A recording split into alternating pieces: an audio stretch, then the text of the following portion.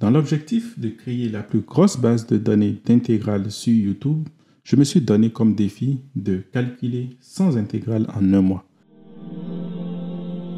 Et ça, c'est la 46e intégrale. L'intégrale de x plus 4 facteur de x plus 7 à la puissance 2025.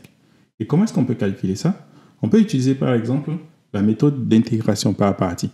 En effet, ici, on ne peut pas du tout utiliser la règle LIAT.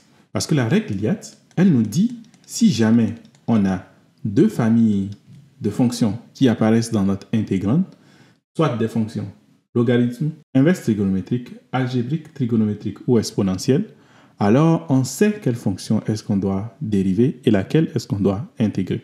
Mais malheureusement ici, nous n'avons que des fonctions algébriques. Alors qu'est-ce qu'on va faire? La question maintenant c'est de savoir quelle fonction est-ce que je dois dériver et laquelle est-ce que je dois intégrer. Je dirais qu'il n'y a pas de réponse directe à ça. Mais en général, lorsqu'on a des fonctions polynomiales, on va chercher à réduire le degré de ces fonctions polynomiales. Par exemple ici, puisque j'ai x plus 4, je sais qu'en le dérivant, cela va devenir une constante. Et donc peut-être que ce serait plus simple pour moi. Donc je vais poser comme u qui est égal à x plus 4 et v' qui est égal à x plus 7 le tout à la puissance 2025.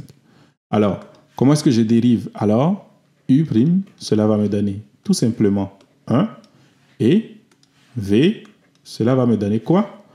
Ici, pour intégrer, il faut simplement se dire que la dérivée de ce qui est à l'intérieur ici, c'est égal à 1. Donc, tout va bien.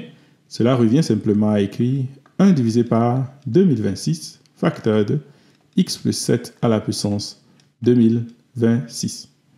Et là, c'est intéressant parce que j'ai presque fini.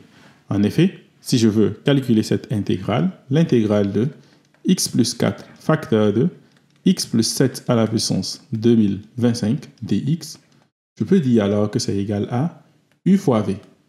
Donc, x plus 4 facteur de x plus 7 à la puissance 2026 divisé par 2026.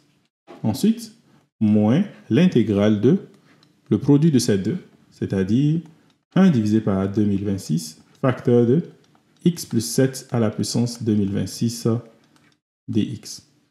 Et là, j'ai presque fini, puisque je sais comment intégrer ceci. C'est égal à quoi?